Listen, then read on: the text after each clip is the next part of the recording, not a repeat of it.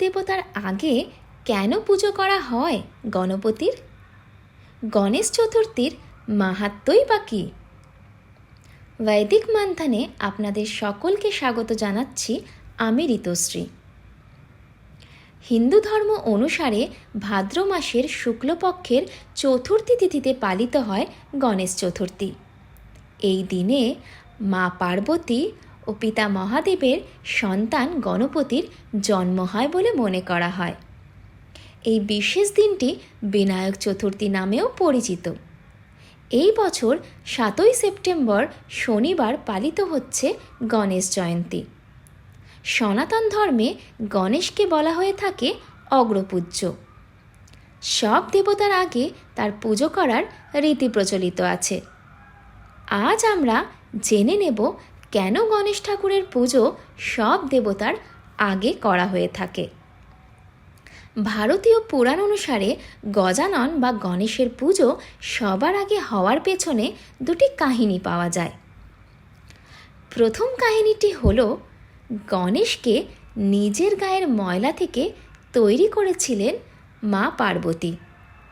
গণেশের জন্ম দেওয়ার সময় সেখানে মহাদেব উপস্থিত ছিলেন না, তাই গণেশের জন্মের কথা প্রথমে তিনি কিছুই জানতেন না। মা পার্বতী স্নানে যাওয়ার আগে ছোট্ট গণেশকে দরজা পাহারা দেওয়ার দায়িত্ব দিয়ে যান। তার স্নান সম্পূর্ণ না হওয়া পর্যন্ত যেন কেউ সেখানে প্রবেশ করতে না পারে তার নির্দেশ দেন মা পার্বতী।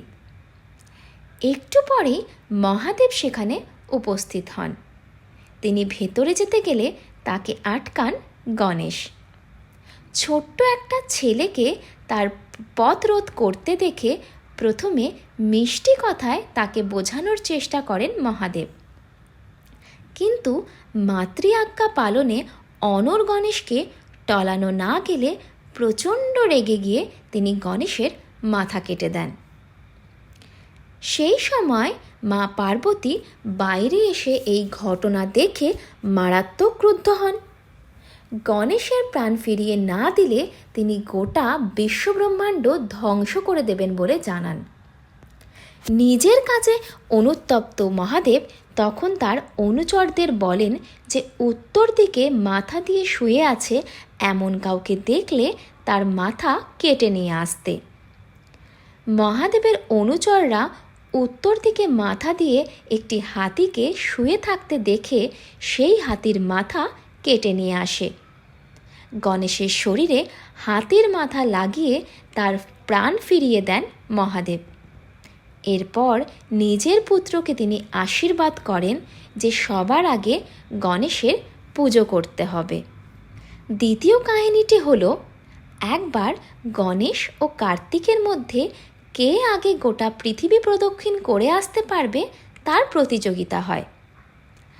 কার্তিক মনে করেন যে নাদুস নুদুস গণেশ ইঁদুরের পিঠে চড়ে কখনোই তার আগে পৃথিবী প্রদক্ষিণ করে আসতে পারবে না, কিন্তু তিনি ময়ূরের পিঠে চড়ে গোটা পৃথিবী ঘুরে এসে দেখেন যে গণেশ আগে থেকেই সেখানে বসে আছেন।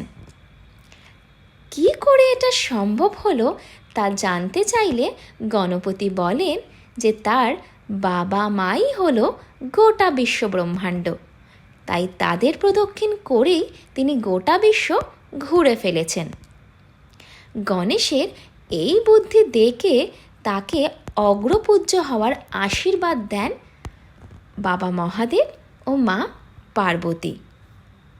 আর তারপর থেকে গণেশজিকে সবার আগে পুজো করা হয়।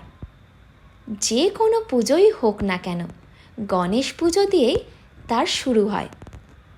এরকম আরও কাহিনী জানতে চ্যানেলটি অবশ্যই সাবস্ক্রাইব করুন। আপনাদের সকলকে গণেশ চতুর্থীর অনেক অনেক শুভেচ্ছা।